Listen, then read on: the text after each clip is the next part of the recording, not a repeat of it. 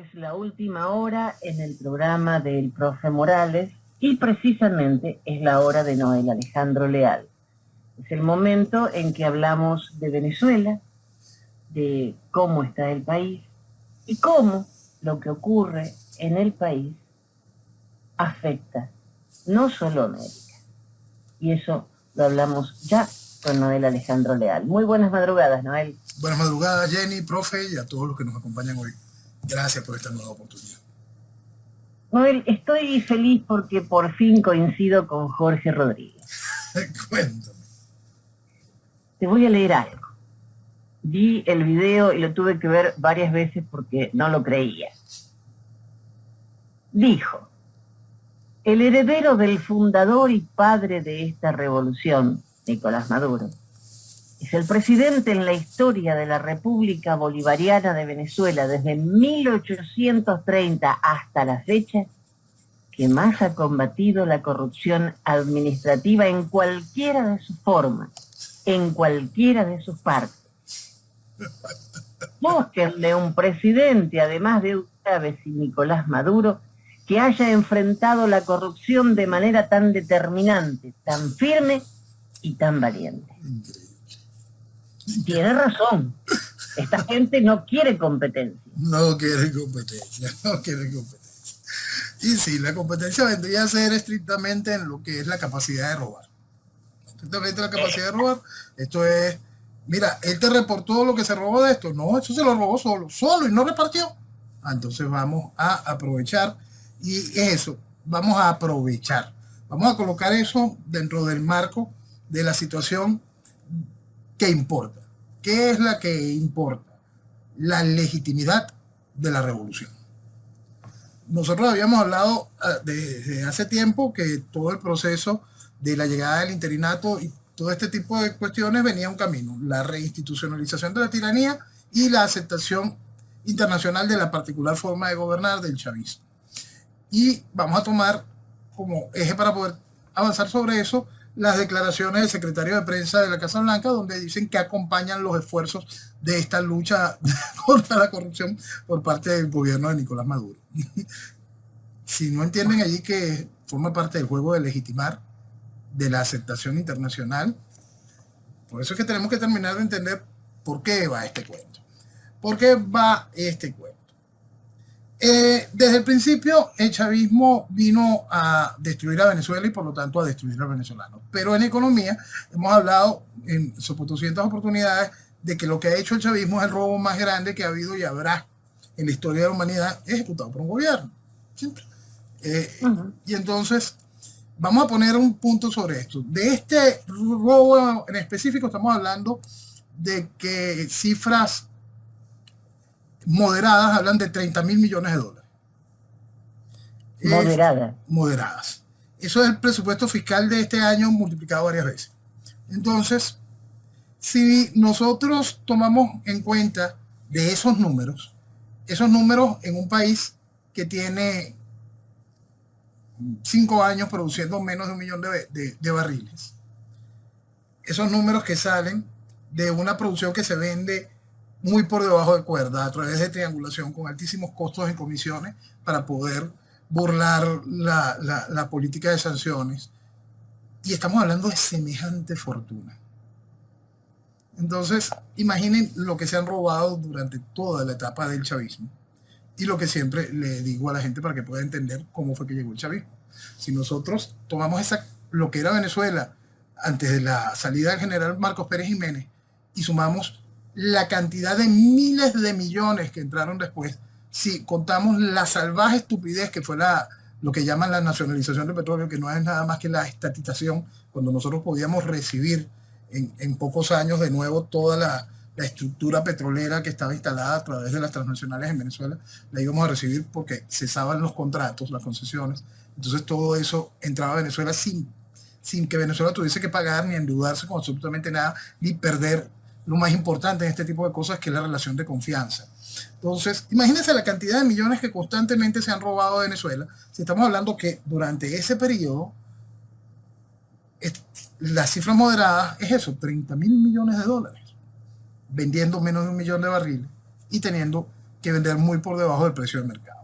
Entonces, las cifras son increíblemente absurdas porque la realidad es que el tamaño de desfalco siempre se pierde de vista y por eso siempre hablamos de esto en cifras que nada más se pueden explicar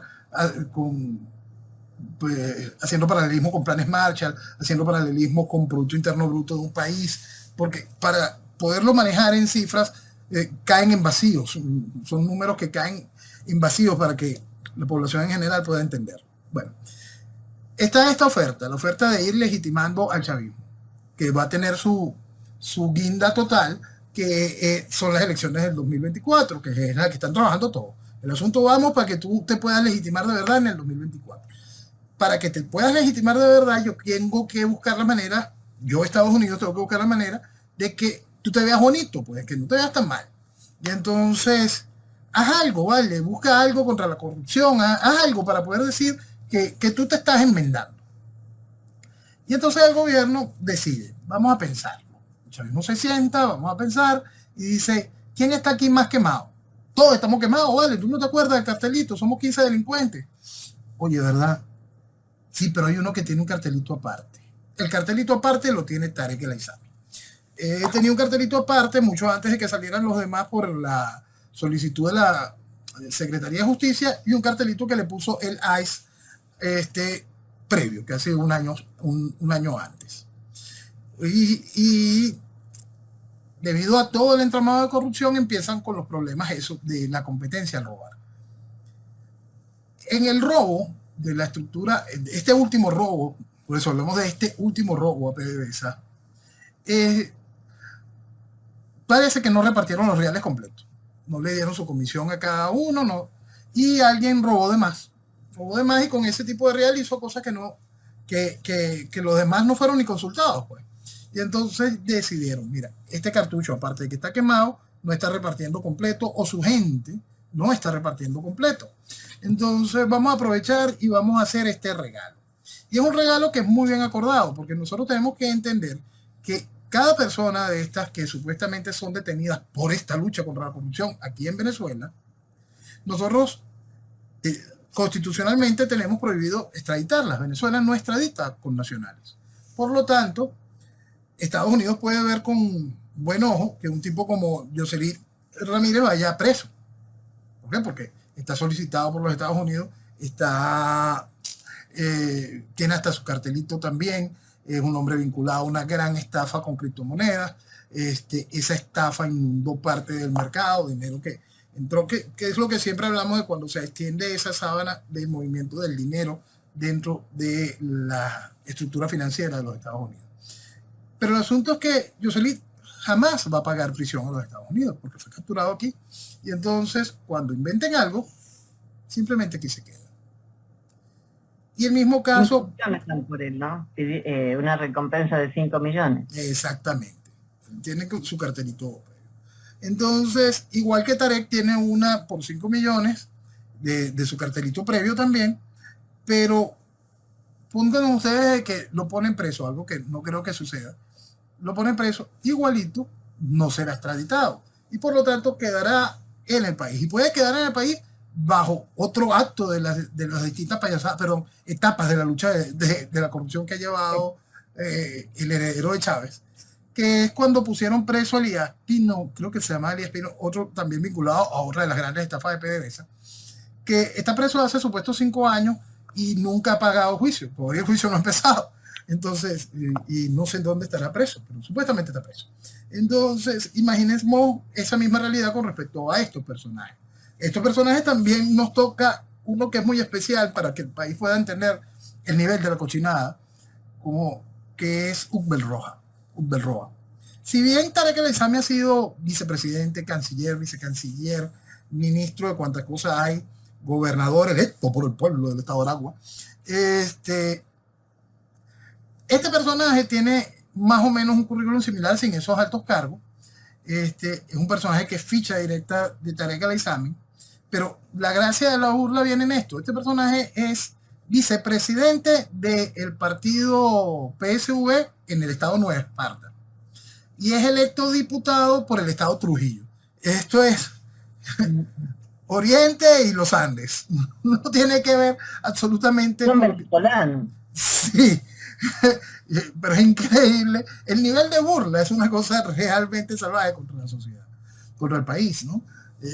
Porque para que se vean que nada es, ni siquiera pueden ni siquiera maquillar el concepto del desarrollo regional que lleva la persona a través del voto. No, simplemente se miente de manera descarada y el país lo va aceptando. Hay un dato interesante sobre este personaje, porque para más este personaje ensucia mucho más allá de sus hechos de corrupción, ensucia mucho más allá de ese festival de cochinada propia de lo que es el chavismo en sí mismo. Este personaje también fue ministro de Educación Superior, Ciencia y Tecnología. Es decir, durante un año y pico él estuvo firmando los títulos universitarios de muchos venezolanos. Muchos venezolanos tienen hoy colgado en su pared la firma de ese criminal, de ese delincuente. Como todo lo que ha traído el chavismo: delincuencia, asco, repulsión, mancha, degradación de Venezuela. Porque eso es lo que hace el chavismo: destruir a Venezuela y al venezolano.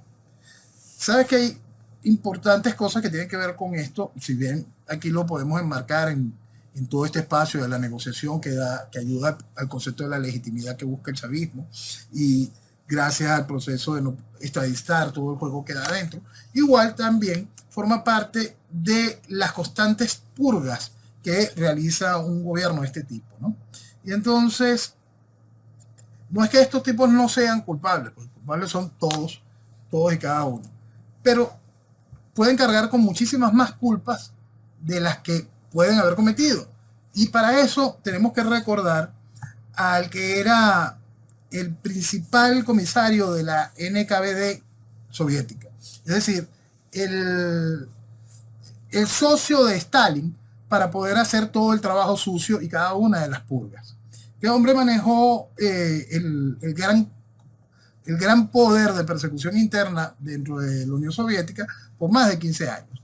Beria, que era su nombre, se le adjudica una frase que puede ayudarnos mucho a entender cómo funcionan estos esquemas revolucionarios. Beria decía: dame un nombre y yo te mostraré un criminal y una serie de crímenes. Porque así es como funcionaba. Molestaba a alguien, le decían a Beria: hay tal problema, y Beria inmediatamente sacaba una gran cantidad de crímenes que tuviese el personaje, aunque no hubiese cometido ninguno. Le armaba la historia. Armaba la historia. Muchas veces armaba esa historia en base a su propia historia, porque Beria era un reconocido criminal, un aberrado sexual, y entonces a todo eso se lo indicaba a los demás. y así él era el hombre con más poder en lo que era el poder policial en la Unión Soviética después de Stalin. Por supuesto, a la muerte de Stalin, Nikita arregló todo para salir de él también rapidito, porque sabía muchas cosas, incluyendo de Nikita. Bueno, pero es así como trabaja siempre la revolución en ese sentido. Entonces, ahorita estamos viviendo una de esas etapas de estas purgas, de ese trapiche revolucionario donde se van moliendo cosas, pero en realidad no mueles a nadie que importa. Y ahí vamos al otro caso para seguir con los robos de PDVSA, con Rafael Ramírez. Rafael Ramírez ahora está en el exterior y habla y dice cosas horribles de Maduro, y este robo es terrible, y eso lo organizó y lo sabe Maduro, etc. Pero el robo más grande de PDVSA lo planificó él, lo ejecutó él, y bajo las órdenes directas de Chávez, porque había que destruir a PDVSA para poder destruir a Venezuela. Entonces, Ramírez era ministro de Petróleo y presidente de PDVSA. Hoy, cuando este escándalo, esta lucha contra la corrupción se desata precisamente en PDVSA, el que es el actual presidente de PDVSA, el señor Teglechea, pasa a asumir el cargo al cual renunció Tarek El Aissami. Entonces vuelve a tener un solo hombre el cargo de ministro de Petróleo y presidente de PDVSA, exactamente el mismo cargo que tenía Ramírez cuando organizó el robo mucho más grande que el de Tarek. Bueno, que vinculan a la gente alrededor de Tarek. ¿Por qué? Porque esta cochinada es constante, no tiene otro espacio para entenderlo, sino es esa burla, ese ir hundiendo al país en todos los sentidos. Es una cosa realmente vergonzosa, ¿no? Es una cosa realmente preocupante. Por cierto, pronto tenemos que dedicarnos un pedacito a hablar sobre Beria, porque dentro de lo que sucede globalmente, Beria aportó mucho de su intelecto para el mal, para lo que vivimos hoy globalmente. Bueno, Beria era sinónimo de purgas, y hoy estamos viviendo una de las tantas purgas revolucionarias en ese sentido. ¿Esa purga llega a la profundidad que llegaban las purgas soviéticas? No, no se preocupen por eso, esa parte no se va a ver. Dentro de todo eso que estamos hablando de corrupción y lo que está ligado a PDVSA y todo este mar de destrucción de Venezuela, podemos ver también el trabajo mancomunado. Trabajo mancomunado que, si bien esta misma tarde fue desmentido por la gente de Ecopetrol, durante el día de hoy corrió la información de que Ecopetrol iba a comprar monómeros. Iba a comprar monómeros por $300 millones, muchísimo menos de lo que vale la empresa. Y hablamos de trabajo mancomunado porque ahí está la mayor demostración del nivel de cochinada y cinismo que trabajaron juntos, gobierno y oposición. Ambos se fajaron en destruir esa empresa, porque es parte de lo que tienes que desmantelar a Venezuela. Y hoy corrió esa noticia, repito, que Ecopetrol está desmintiendo. Lo cierto es que eso es lo que hace la revolución. Nosotros vivimos bajo un régimen socialista, gobierno carnívoro, izquierda carnívora ejerciendo de gobierno, y izquierda vegetariana de oposición, trabajando en conjunto para la destrucción de Venezuela en todo sentido. Entonces, el caso Monómeros, que es un referente de la asquerosa corrupción de la que es capaz esa estructura opositora, hoy toma cuerpo también y se habla de esos $300 millones en esa parte de esta cochinada que estamos viviendo, pues. Es importante entender que cada una de estas cosas, cada una de estas acciones por parte del chavismo van en ese sentido. ¿Cómo vamos a poder trabajar junto con la oposición para la legitimación política del 2024? Todo forma parte del circo electoral. Toda la bulla, todo el escándalo, estos supuestos sacrificios y todo este juego de una supuesta pugna interna dentro del chavismo. Pugna interna dentro del chavismo. La única pugna... ¿Perdona? No, perdón, te decía que Rafael Ramírez hizo unas declaraciones muy importantes. Dijo que el principal responsable de la corrupción en PDVSA es Maduro. Claro, de esta etapa Maduro. Rafael Ramírez. De esta etapa Maduro, él es responsable de la etapa anterior. Él es responsable claro. de esta etapa, le está haciendo muy claro. Bien. Claro. De esta etapa, por supuesto, Maduro, antes era Chávez bajo las órdenes directas de Chávez, pues. Entonces, debemos recordar que tanto el Guiado como Leopoldo López tuvieron muchos contactos con Rafael Ramírez y se hacían carantoñas y todo este tipo de cosas. Gente asquerosa, de verdad, que lo único que han servido es para hacerle daño a Venezuela. Es importante entender que esta foto de lo que estamos viendo con el asunto Monómero es si queremos ponerla en grande y mucho más dolorosa, es la misma foto que vamos a vivir con Citgo. Pero no, esto de Ecopetrol y de Colombia, ¿los viajes de Petro tan seguidos tienen algo que ver con esto? Tiene algo que ver con eso y también tiene que ver con muchas cosas más adicionales. Tenemos que ver, como lo hablamos, creo que lo hablamos en la campaña anterior de Petro contra Duque, que la llegada de Petro traería el hecho de gobiernos del Foro de Sao Paulo trabajando como uno solo, una federación fáctica. Entonces, lo que va haciendo Petro con Maduro, que puede tener en algún momento algún tipo de diplomacia de micrófono y se vea feo mentira. Ellos están trabajando perfectamente coordinados, una estructura del Foro de Sao Paulo, es una federación fáctica como la que igual ya tiene desde hace muchos años Venezuela con Cuba, y que se esperará sacar sacar a Lazo de Ecuador, como hemos dicho. Lazo es un gobierno desechable, y poner algún fiel a la estructura del Foro de Sao Paulo para seguir avanzando bajo la excusa del sueño de Bolívar. Por eso es que Petro hace este teatro esta semana y se lleva de Venezuela a Bogotá un busto del Libertador.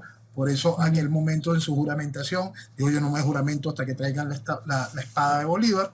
Todo este tipo de cosas para poder ir jugando a esa idea de esa gran Colombia, ese sueño de unificación de naciones hermanas que Bolívar en su tiempo expresó y que estas ratas utilizan como excusa para sus negocios, para la estructura del Foro de Sao Paulo. Y aparte ellos necesitan que ese eje se consolide y crezca para poder mañana plantearse la patria grande latinoamericana, y entonces ahí meter todo, Argentina, Chile, Perú, todo bajo ese esquema, bajo un esquema de unión de repúblicas socialistas suramericanas. Entonces, Por eso vemos este exceso de visitas en el momento en que Lula pueda tener más control sobre la situación de Brasil y pueda terminar de estrechar los lazos con la estructura de BRICS y motivar a que el grupo de cooperación de Shanghái ponga sus ojos en América Latina. Y de esas cosas que tiene que hacer Lula, volveremos a verlos a los tres trabajando en conjunto también. Es muy interesante que remarques bien esto de una república socialista americana, porque no es chiste ni es una utopía, está cada vez más cerca. Está cada vez más cerca y eso es una parte de los conceptos del Foro de Sao Paulo, que son conceptos de la vieja izquierda latinoamericana que como constante han utilizado esa discursiva. Lo que pasa es que gracias al poder, la articulación del Foro de Sao Paulo, gracias a la estructura del narcotráfico, gracias a que Venezuela fue usada como caja chica, gracias a este proceso que ha ido desmontando la estructura de los países, ¿no? Y al hablar de eso, desmontar la estructura de países, la gente tiene que terminar de comprender ese tipo de realidades. ¿Cómo es posible que Cristina pretenda lanzarse? Eso es parte de ese desmontar. ¿Cómo es posible que llegase un tipo como Pedro Castillo a Perú, más allá de lo que ha sucedido posterior? Es que llegó. ¿Cómo es posible que llegara algo como Boric? ¿Cómo es posible que esté algo como López Obrador? Entonces, se ha ido perdiendo totalmente la estructura mínima de seriedad con respecto a nuestros países. Y la gente empieza a dejar de tener interés en su país. Entonces, el país es cada vez controlado por una serie de operadores que son contrarios a los intereses nacionales y de sus ciudadanos. Y entonces se juega después a la esperanza de este esquema de uniones políticas, las cuales no tienen ningún tipo de sentido, ni siquiera tienen, en realidad, ni siquiera tienen el primer eje como construyeron la visión de esta Europa que nos encontramos hoy, que es primero encontrarnos económicamente, después ir estrechando lazos culturales y mucho más adelante intentar hacer espacios de estructuras de uniones políticas. No, aquí simplemente vamos a millón en una locura para poder unificar un gobierno del Foro de Sao Paulo, que luche, que tenga como contrincante al Foro de Sao Paulo y como tercer contrincante a la Internacional Socialista. Es decir, quedar totalmente subyugado bajo la pata asquerosa de la izquierda. Y da miedo. Realmente te pones a pensar y asusta lo que se viene. Asusta y mucho, Jenny, porque tiene que ver con esa gran degradación social donde, bueno, desde hace mucho tiempo ponen al ciudadano de todos nuestros países a elegir entre porquería y porquería y lo único que hay es porquería. Y la gente tiene que aprender a decir basta. Y ojalá fuese solo aquí. Esta semana corre en internet un video tú sabes que uno, para poder demostrar siempre que la revolución es una sola, que es una cosa podrida, asquerosa, y que todo lo que tiene que ver con izquierda y progresismo siempre es lo mismo. Esta semana corre un video de Macron dando una entrevista y la crisis que hay en Francia y lo que pretende hacer Macron con la ley de pensiones es muy fuerte, pues. Entonces, de repente le está dando la entrevista y se da cuenta que tiene un reloj muy costoso puesto. Tiene un reloj muy costoso. El reloj se lo puede haber regalado cualquiera. El reloj, pero un reloj muy costoso. Y él se da cuenta de lo que está diciendo, lo duro que va a enfrentar Francia, la situación tan delicada que tiene que ver con la economía del ciudadano común. Y es tan ridículo, tan demagogo, que esconde la mano debajo del escritorio y se quita el reloj. Es eso. Esa esencia de la demagogia asquerosa. Imagínate lo que está en un país del primer mundo como Francia. Imagínate lo que queda para acá abajo. Y cuando la gente de nuestros países traen a este tipo de payasos a ejercer gobierno, mi país eligió una cosa como Chávez, tú te preguntas qué está pasando en Europa que pusieron una cosa como Macron, qué está pasando en los Estados Unidos que ponen una cosa como Biden. El problema general es grande y está ese problema en Occidente. Venezuela, Occidente completo está increíblemente debilitado por algo que va más allá de individualidades. Porque todas estas individualidades están bajo un solo discurso, el progresismo, el socialismo. Hay cosas que, esto del reloj salió en toda la prensa mundial, ¿no es cierto? Sí. Fue peor que si lo hubiera dejado. Él puede tener el reloj que quiera, es el presidente de Francia. Claro que sí, por eso, es que lo que tienen en la cabeza es cómo ser demagogo. Lo único que tienen es un gran nivel de profunda y asquerosa estupidez y de burlarse de la sociedad. Es una ansiedad de humillar a sus ciudadanos. Es impresionante, porque quizás el latinoamericano está más acostumbrado a eso, pero aquí lo están viendo ya y es el mismo hilo conductor, socialismo. Cuando sepamos entender que no es que no nos interese la política, sino que tenemos que conocer lo que pasa en nuestro país, porque nos afecta directamente. No es, no me gusta la política, yo no quiero saber nada. Entonces después no podés quejarte, porque ya se te vino el mundo encima. Así es, así es. Y es eso, nosotros tenemos que estar muy, muy bien integrados como ciudadanos a entenderlo. Por eso es que yo vivo haciendo mención de este asunto de un nuevo entendimiento entre gobernantes y gobernados.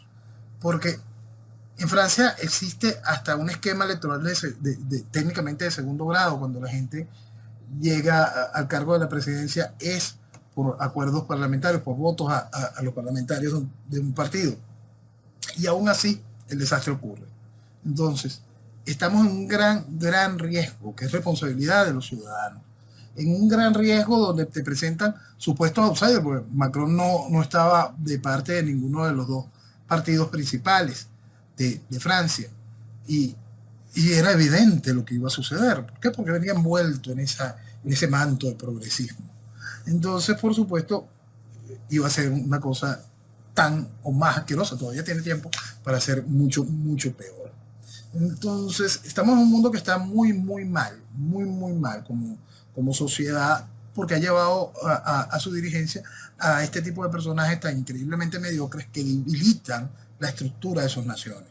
Esa debilidad que vemos hoy global, sobre todo en Occidente, por supuesto, en Latinoamérica es algo muchísimo más profundo, es algo muchísimo más grande, porque aquí tenemos estados que son virtualmente narcoestados, tenemos estados donde no hay ningún tipo de respeto a la ley, como es Venezuela, que vive bajo la mentira total y absoluta, donde no hay Estado de Derecho desde el proceso constituyente de 1999, que para más no es solo el hecho de quien gobierna, sino que gobierna gracias a la estructura que funge de supuesta oposición. Y eso es muy importante comprenderlo. Venezuela está a punto, el chavismo está a punto de relegitimarse democráticamente y de terminar de ser reconocido internacionalmente, y esa aceptación internacional de la que estábamos hablando, gracias a esa estructura opositora. Gracias a esa estructura opositora, porque estamos viendo un gobierno en los Estados Unidos que va a hacer lo imposible para legitimar a Maduro. Así como está sonando. La administración actual de los Estados Unidos va a hacer hasta lo imposible para volver a legitimar a Maduro. Y eso es gracias a esa oposición.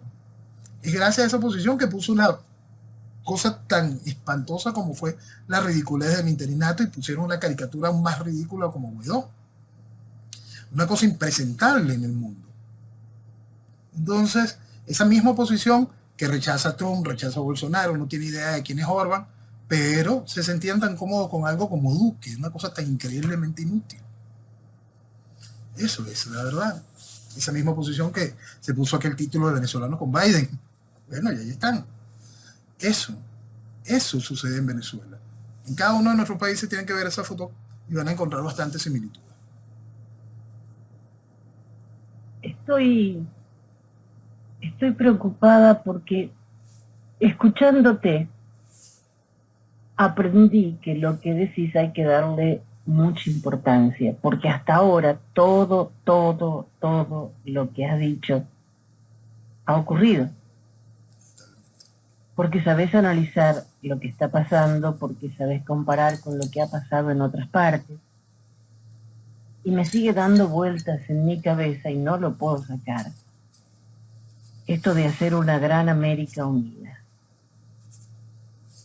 Va a ser un desastre total, porque se va a nivelar, como siempre nivelan ellos, en la pobreza absoluta. Exactamente, tabla rasa hacia la pobreza.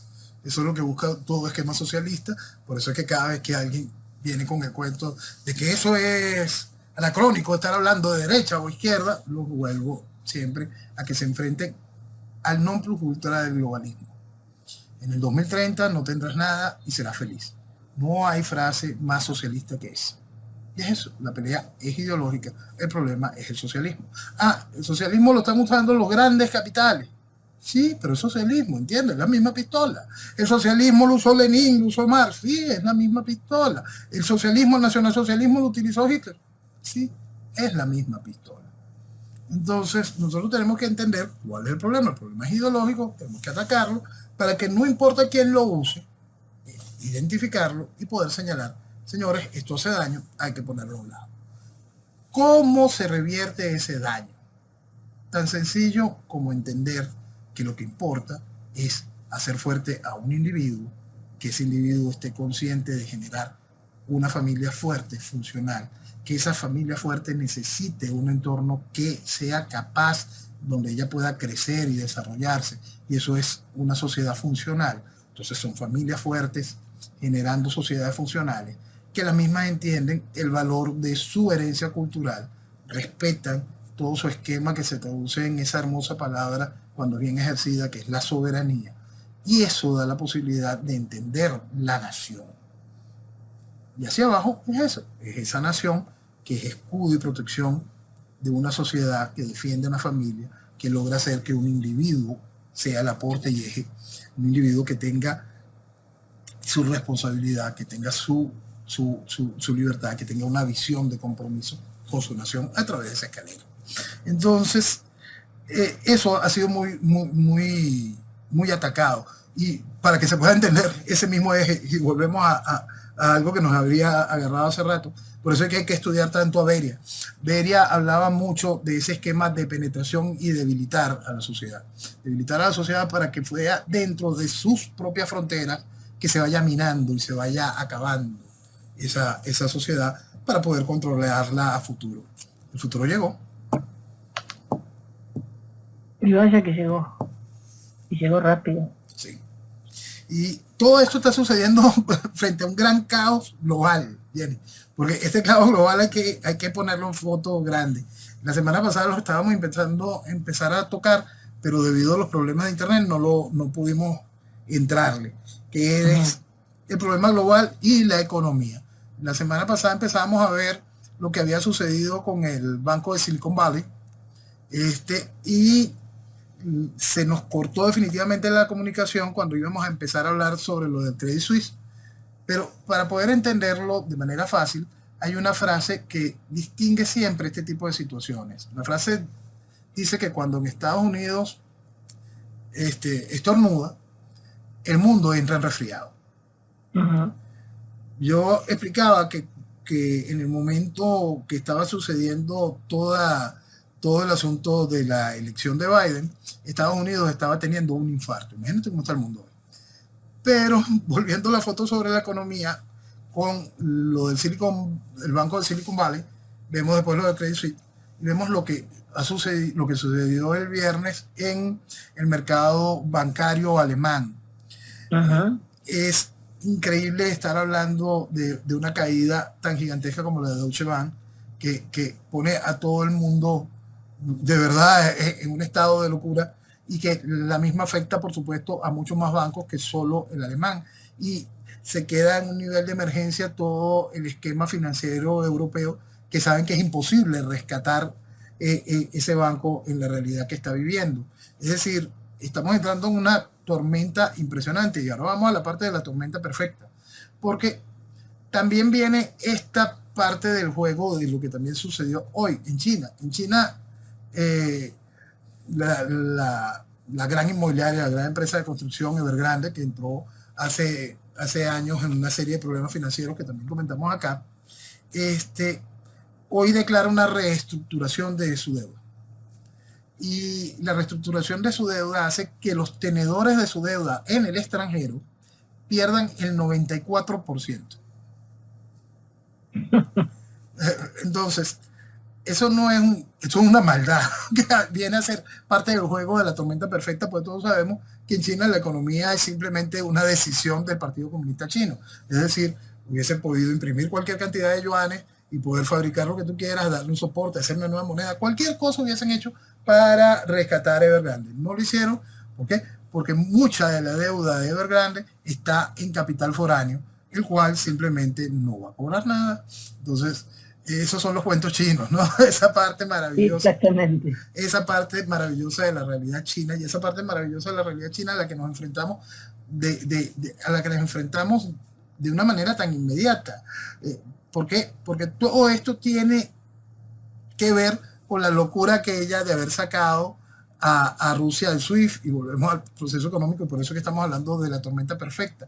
Esta semana Xi Jinping se reunió con Putin en Moscú, para la gente que cree que China no va a acompañar o no está acompañando lo que hace Rusia en Ucrania. Increíble cuando te dicen, no, eso no está sucediendo. Es tanto así que Europa, por fin hoy Europa hasta Estados Unidos están dando el visto bueno de que el plan de paz chino, el cual nadie conoce, sea el eje de discusiones futuras con respecto a lo que tiene que ver con la situación rusa en Ucrania. Es increíble. Bueno, el asunto es que en esta discusión también queda muy claro, y Putin insiste en avanzar sobre hacer negociaciones directas con el yuan y hacer negociaciones directas en las monedas de cada uno de los países. Eso, por supuesto, es en ataque al dólar. Tiene que ver la gran excusa es que Rusia se encuentra fuera del SWIFT, pero es eso, es simplemente una excusa por un avance ya determinado, ya colocado, un avance en la cual Venezuela ya fue escenario. Debemos recordar hace muchísimo tiempo, tiempos de Chávez. Chávez hablaba precisamente de abandonar el patrón dólar y acercarnos a negociaciones directas en rublos, yuanes, rupias, y lo que estamos viendo es esa repetición de ese discurso, pero ahora manejado por Rusia y China, porque Venezuela era ese laboratorio donde fuiste probando sopotoscientas tesis, una criptomoneda de identidad nacional, protegida por supuestas reservas de cada uno de los países. Cada una de este tipo de cosas fueron probadas en Venezuela, fueron testeadas. En Venezuela se robaron, hicieron corrupción con eso, se volvieron, no hay capacidad para instalarla, cualquier cosa de esta. El asunto era probarlas. Todas fueron probadas aquí. Y hoy esa discusión y ese avanzar del yuan y sostenernos en el futuro a las decisiones económicas del Partido Comunista Chino se hace cada vez más real. Increíble. Estaba leyendo unas declaraciones del Partido Comunista en Argentina, que decían que todos los problemas de la banca la crisis financiera es por la lacra del sistema capitalista imperialista. ¿Tendrán idea de lo que están diciendo? No, ellos solamente hacen un recorte y pega de la misma basura que han dicho siempre. Simplemente eso. Simplemente toman la misma basura con la que han hecho siempre toda la propuesta económica comunista y la vuelven a montar. Entonces, si tú hablas de eso del Partido Comunista de Argentina, puedes encontrar una declaración exacta en cualquiera de los partidos comunistas del mundo. Exacta. No hay novedad con respecto a eso. Pero lo cierto es que lo que estamos viviendo hoy es como entrásemos en los prolegómenos de aquel crash de la bolsa de los Estados Unidos. Lo que estamos viviendo 2008 más o menos. No, esa fue la crisis del 2008. Vámonos para atrás, la del 30. Oh, la grande. La grande. Cuando la Gran Depresión. Pero vamos a verlo de manera global. Vamos a ver cómo entran países tan increíblemente poderosos como Alemania, que no van a saber qué hacer. ¿Por qué? Porque todo esto forma parte de esa tormenta perfecta. Cuando se saboteó el Nord Stream 2, coloqué yo un tuit donde decía, este es un punto de no retorno. Alemania continúa de manera increíblemente errada o por razones de seguridad el planteamiento de la Merkel de ir cerrando todo el esquema nuclear. Entonces ya no tienes acceso al gas, no vuelves a la energía nuclear y entonces la solución que encontró Alemania es carbón. Entonces entramos en eso tan increíblemente absurdo. Entonces, como la economía alemana, que es el motor de Europa, va a depender hoy del carbón. Entonces hay que ver hacia adelante, no hay que ver ni muy lejos para darnos cuenta de qué es lo que viene.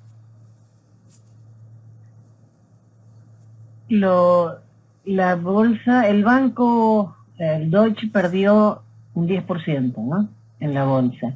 Y eso es en la bolsa, porque estamos En la hablando, bolsa. exacto, vamos a La colocar, confianza como, lo que no veo, por lo menos en Estados Unidos, es gente sacando dinero. los bancos no están Todo. reportando, los bancos no están reportando. Recuerda que antes nosotros veíamos las colas de gente haciendo dinero, sacando dinero. Te vas, Sí, saca sí, dinero, claro. pero ahora no tienes que hacer las colas para sacar dinero.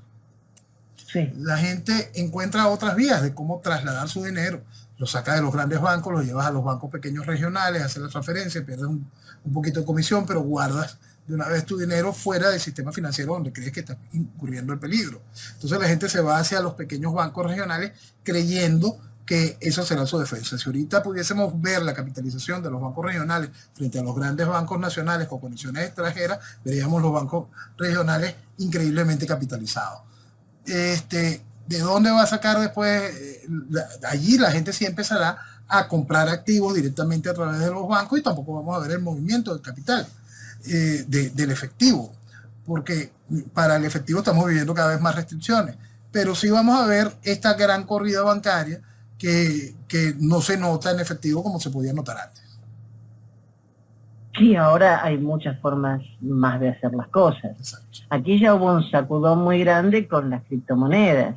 Exacto. Gente que había invertido, que el Bitcoin, que la maravilla, y de 60.000 pasó a 17.000 o una cosa así, pero fue monstruoso la caída.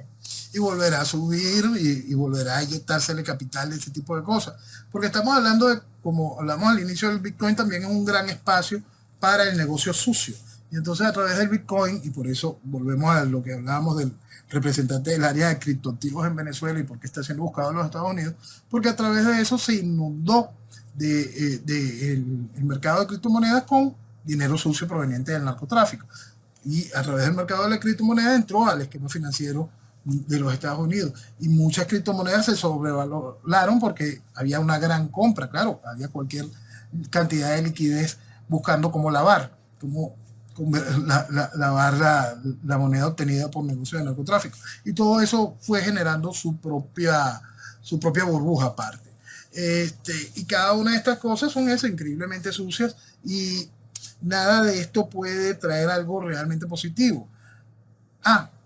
¿Qué ha dejado positivo toda la estructura de la criptomoneda y todo lo demás? La cadena de bloques. La cadena de bloques, el blockchain, es una cosa que es bien interesante para el mañana en todos los sentidos, desde intentar mantener un esquema electoral un poco más limpio a través de funciones de voto por esa metodología, pero los gobiernos están muy conscientes de que tienen que sabotear la estructura de las criptomonedas en todos los sentidos para poder generar las criptomonedas respaldadas por los estados, porque el gran riesgo de lo que está sucediendo actualmente con el esquema de criptomonedas no es algo que les resulte agradable para el control económico de la gente. Noel, nos quedan unos 15 minutitos, un poquito menos. No hablamos de las elecciones. Los candidatos se han pronunciado con respecto a la corrupción, han querido hacer algo. No, están ocupados porque están en campaña. Ellos están primero, tienen que abrazar muchas viejitas, cargar niñitos, decir, estoy en Portuguesa, estoy en Mérida, aquí está el pueblo, me recibió, y las pendejadas habituales de cualquier campaña normal. Entonces, ahorita están muy ocupados en su etapa de campaña, repartiendo franelitas, cargando viejitas, lo que se hace siempre, para que digan, este sí patea el cerro, este recorrió Venezuela, este sí, mira, este está aquí con el pueblo mismo. Y bueno, que así van. Entonces ellos dirán, están en esta etapa de poder decir, mira como este va para la calle, mira, este sí puede salir para la calle, Maduro no puede, mira, este sí puede, mira, este llenó una sala de fiesta, el otro no llena ni un ascensor. Y ya empiezan ese tipo de discusiones en ese stand. Ahorita cada uno de ellos está en su parte de su campaña, están esperando que el gobierno le baje más plata, están buscando cómo darle cuerpo a planes de gobierno fabulosos, todos en el marco del socialismo. Y con respecto a lo que dice el gobierno y la lucha de la corrupción por parte del gobierno, lo único que harían sería legitimar al gobierno, porque entonces le pedirían al gobierno que haga justicia, pero eso sí, que los lleve a juicio, que los lleve y que los monte presos. Entonces le pedirían al gobierno, sé gobierno, legitímate. Entonces, hasta esa etapa también ya la cumplirán en su momento, por supuesto. Este viernes, una encuestadora sacó un sondeo que reveló que si las elecciones presidenciales de Venezuela fuesen este domingo, la oposición resultaría vencedora. Sí. No tienen vergüenza. Ni la más mínima. Yo creo que simplemente le quitaron la fecha de 2006 y pusieron la fecha de hoy. Porque es exactamente el mismo discurso, exactamente el mismo discurso, exactamente la misma mentira, exactamente la misma estupidez. Es increíble, ¿no? Porque duele mucho cuando lo estás viviendo una y otra vez. Tú sabes que yo me encuentro con mucha gente que está entendiendo esto desde el 2014 para acá, 2015 para acá. Entonces, hoy toman actitudes radicales, reales, importantes con respecto a la gente que todavía cree que hay algún tipo de espacio electoral, ¿no? Imagínense lo que yo pensaba en el 2002. Entonces, nosotros tenemos que entender que nada de lo que está haciendo el chavismo y la oposición es nuevo, que eso es lo peor de este cuento. Ni el robo, ni poner preso a los amigos, ni perseguir, torturar, matar, secuestrar, ni la mentira electoral. Porque toda la mentira electoral que estamos viviendo hoy y todos los que están despertando hoy ante la mentira electoral es exactamente la misma del 2004. Es exactamente la misma de cada una de las elecciones presidenciales, de Rosales, Capriles 2 veces. Es exactamente la misma mentira que trajo una cosa como el Liado. Es la misma mentira que hizo posible que estos partidos tomaran cuerpo, que todavía sobrevive Acción Democrática, que creciera, porque todos estos partidos, Un Nuevo Tiempo, Primera Justicia, Voluntad Popular, todo esto es producto del chavismo. Todo esto es esa etapa del chavismo. Entonces, es la sociedad que tiene que terminar de comprender que todo este aparato trabaja en conjunto, en perfecta coordinación, y nos va a llevar a un proceso de recontralegitimación del chavismo con el esfuerzo de la gente. El esfuerzo de la gente en todos los sentidos, desde el acompañamiento en el chiste de las primarias hasta la discusión banal sobre, oye, ¿tú crees que este candidato, mira, está así? Por favor. O sea, usted vive bajo una tiranía comunista. En tiranía es imposible que exista ningún tipo de salida, no digamos electoral, que exista ningún tipo de salida dentro del marco democrático, dentro del juego de lo que se entiende en una sociedad civilizada. No existe bajo una tiranía. Por eso es que es tan importante entender esa etapa del juego. Por eso es que esto no es una dictadura. Necesaria será la dictadura cuando se saque la tiranía.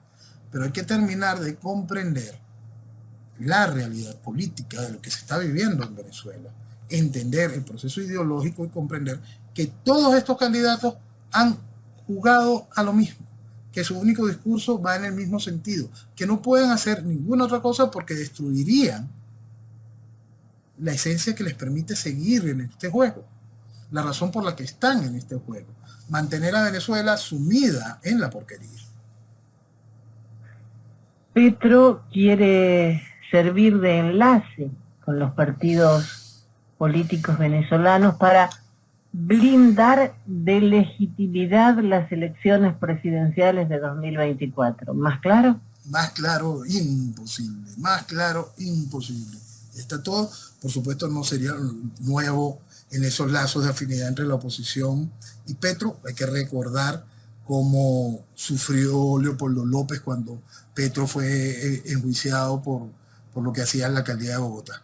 Es decir, no es la primera vez que hay denominadores comunes y, por supuesto, hay vasos comunicantes entre ellos previos aún a la llegada de Petro a la presidencia de Colombia. Toda esta estructura es el mismo eje, toda esta cochinada es lo mismo y busca ese solo objetivo, darle legitimidad. Y es increíble que estemos en este juego y como el venezolano ha sido tan increíblemente irresponsable, Hace años hablábamos de cómo quedamos como moneda de cambio, hubo un momento en que éramos moneda de cambio en las negociaciones del bloque de Rusia y China con las necesidades con respecto a los Estados Unidos, pero la llegada de la administración Biden ya ni siquiera eso, ¿no? La administración Biden ha sido tan descarada en el reposicionamiento del chavismo y lo que está haciendo ahorita es algo tan impresionante con este reconocimiento a la lucha contra la corrupción que está llevando el chavismo, que es buscar hacer lo imposible para poderlo terminar de legitimar con las elecciones. Y para eso funcionan todo. Funciona Petro, funciona Lula, funciona, por supuesto, Biden, va a ser muy funcional AMLO. Mañana veremos algunas palabras de Fernández seguro vinculados a esa motivación de cómo se está sintiendo la energía democrática en Venezuela a través de las primarias. Y todo esto forma eso, darle legitimidad al chavismo. Y todo va a contar con la ayuda de un país de irresponsables que sigue ocultándose en la mentira electoral. Porque lamentablemente hay muchos venezolanos que están absolutamente dedicados a mentirse. Y al mentirse entierran al país. El otro día había una discusión en Twitter donde estoy explicando esta situación y una persona me dijo, pero permítenos ser estúpidos. Y ahí está. Era así ser estúpido. ¿Sí? Y entonces ahí te hacen muchas preguntas, ¿no? La primera, eran tantas, pero como es estúpido, por supuesto, no se le puede hacer una pregunta. Pero sí dejar claro que gracias a esa estupidez han venido destruyendo el país todos estos años. Y quieren seguir siendo estúpidos y sentirse orgullosos de ser estúpidos, de ser parte funcional de la destrucción de Venezuela, al portar su voz, su representación, entregársela a los que han sido camaradas funcionales en la destrucción del país. Porque están conscientes, absolutamente conscientes, de que nada de eso ayuda a ir en contra del chavismo. Porque nadie se cree la mentira de esas encuestas. Saben que ese mismo recurso repetido una y otra vez. Nadie cree que ninguno de estos payasos pueda ostentar el poder. Nadie con un mínimo de sentido común piensa, ok, vamos a sacar a Maduro. ¿Y qué queda? Esa Asamblea Nacional, la de Jorge Rodríguez. ¿Qué queda? Ese Tribunal Supremo. Ese Tribunal Supremo. ¿Qué queda? Las Fuerzas Armadas de Chávez. Entonces, hay que ser serios con respecto a lo que está viviendo Venezuela, que no es nuevo. Entonces, ese venezolano que te pide, permítenos ser estúpidos, es parte de esa increíblemente grande porción de país que forma el gran lastre a la libertad. Esa posibilidad de avanzar en camino a la libertad tiene ese peso increíble, ese lastre de miles de venezolanos que quieren que se les permita ser estúpidos. Pues no. Y por eso volvemos a parte de lo que hemos dicho durante mucho tiempo. Si usted es un pendejo, dígale pendejo. Enséñele a que deje de ser de pendejo. Que le dé pena ser un pendejo. No le permita ser un estúpido. Porque con eso simplemente estamos perdiendo el país. Bueno, pero Venezuela recibió 2.000 vehículos de Irán para ser comercializados a precios justos. Ojo, precios justos. Tú sabes que ahora los recibimos directo porque hubo su tiempo que aquí se montó una planta ensambladora de vehículos iraníes. Es todo tan absurdo, es todo tan vacío y forma parte de los diversos escándalos de lo que se vive aquí. Mañana estallará otro escándalo con eso. Como tú sabes que aquí es el colmo de lo ridículo. Esta semana también encontramos un comunicado de Ferrari de Venezuela que va a demandar a quienes estén ensuciando su reputación porque hicieron todo con unos tipos que están sucios. Porque ¿qué creen que hay en la Venezuela del chavismo? ¿Qué creen que a cualquiera que le venden uno de esos Ferrari no tiene un negocio sucio? Porque estamos hablando de un país que fue destruido. Trabajando honrado y ganando $5 al mes como los maestros. Exacto, ¿no? Y por más que hubiese algún tipo de fortuna medianamente pura en Venezuela, que las hay, por supuesto, que vienen viejos y pueden estar vinculados a trabajo serio y todo lo demás. ¿Tú crees que estos años una persona de esas se arriesga a comprarse un Ferrari para que te secuestren de una manera formal? ¿Para ser el objeto de deseo del ladrón de turno que está en la calle? No. Es decir, ese exhibicionismo que vemos, esa nomenclatura ampliada, gigantesca, que viene a avergonzar a todo el venezolano, es lo mismo. ¿Con quién creen que están haciendo negocio? ¿Con Ángeles de la Guarda? No, con porquería. Y por supuesto, si bailas con el diablo, te vas a quemar. ¿No? Noel, nos reencontramos Dios mediante la próxima semana. Amén, si Dios quiere, nos encontramos aquí el domingo que viene. Gracias a todos, muy buenos días y que viva Venezuela. Que viva Venezuela. Y así llegamos al final de...